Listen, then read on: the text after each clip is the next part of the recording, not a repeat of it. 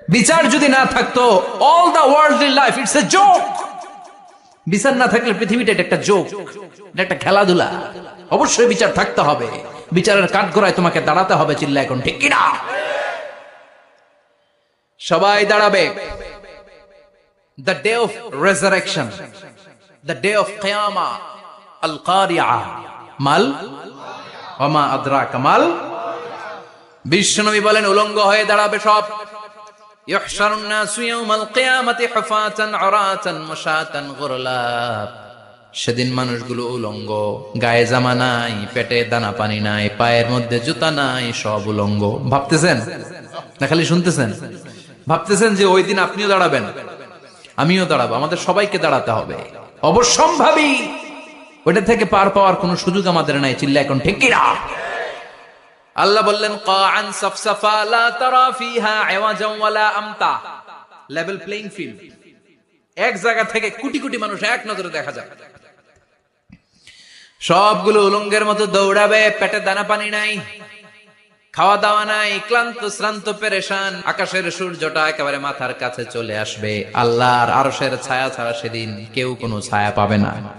আল্লাহ এই কঠিন দিন তোমার আরশের নিচে এই গুনাহগার বান্দাদেরকে তুমি ছায়া করে দিও। আল্লাহর আরশের ছায়া ছাড়া সেদিন কোনো ছায়া নাই। সূর্যের তাপে মাথার মগজগুলো ভাতের মাড়ের মতো গলে গলে নাকের ছিদ্র দিয়ে কানের ছিদ্র দিয়ে বেয়ে বেয়ে পড়বে। মানুষগুলো ক্লান্ত শ্রান্ত পেরেশান, ক্ষুধার জ্বালায় তৃষ্ণার জ্বালায় জিহ্বাটা বের হয়ে যাবে। 50,000 বছর হবে সেদিনটা লম্বা। কয় হাজার? 50,000 বছর। পাগল হয়ে যাবে মানুষ, পাগল। মা আয়েশা বললেন ইয়া রাসূলুল্লাহ, ইয়া হাবিবাল্লাহ, ভয়ঙ্কর সেদিন মানুষগুলো দাঁড়াবে, নারী পুরুষ কারো গায়ে জামা নাই।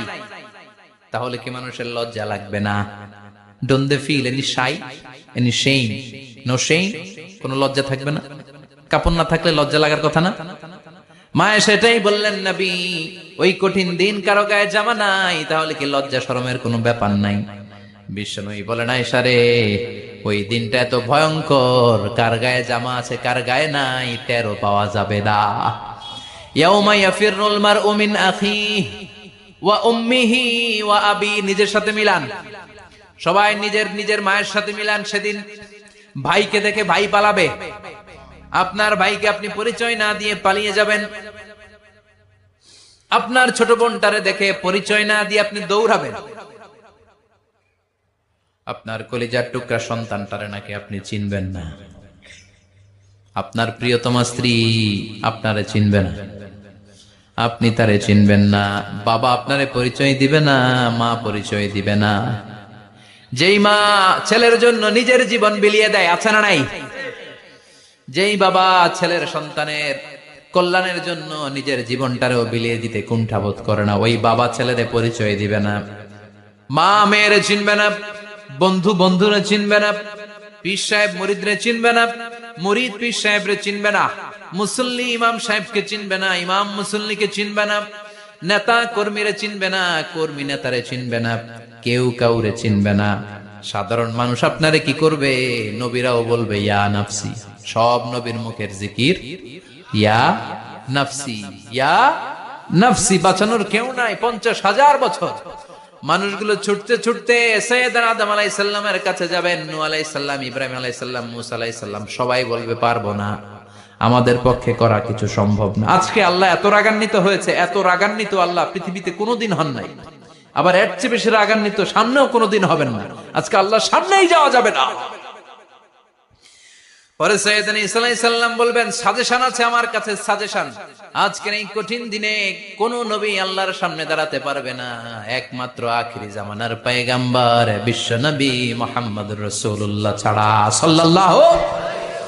বিশ্ব নবী মাকামে মাহমুদে তখন সিজদায় পড়ে থাকবেন, কাঁদতে থাকবেন। সবার জিকির ইয়া নফসি, বিশ্ব নবীর জিকির ইয়া উম্মতি। আল্লাহু আকবার। আল্লাহ বলবেন নবী আর কাঁদবেন না, মাথা তুলেন। ইরফা রাসাক, ও নবী মাথা তুলেন। সাল তুতা, আজকে যা চাবেন আমি তাই দেব। ওয়াশফা তুশাফা, যার জন্য সুপারিশ করবেন কবুল করে নেব। কঠিন দিন, ওই ভয়ঙ্কর দিনের ভয় অন্তরে থাকার দরকার আছে না নাই? ওই দিনটার নাম